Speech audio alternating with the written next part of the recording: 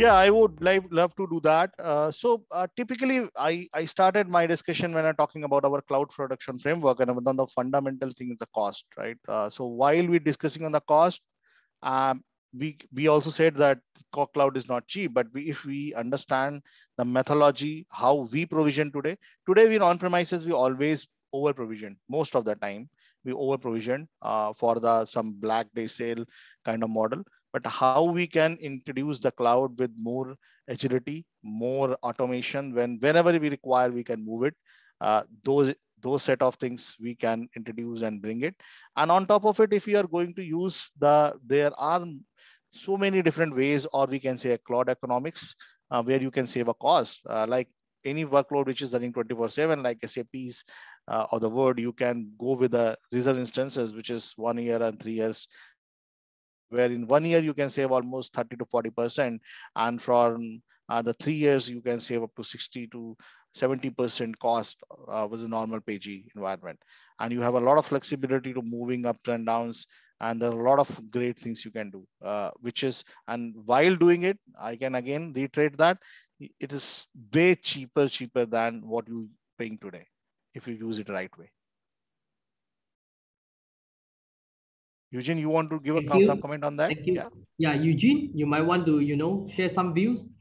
Yep, sure. So I think when we migrate customers' workload from on-premise to the cloud, one of the few things we will make sure is to look at the utilization that they have on-premise, and make sure when we migrate to the cloud, we provide the right sizing.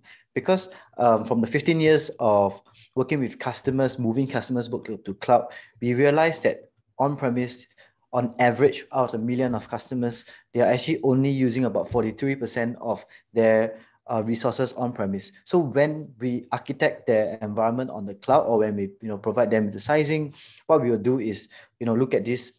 Either number one, we'll actually try to look at the resources by putting some agent in it and look at how their application behave, or we just take this standard that we are looking at, the 43%, and move them to cloud.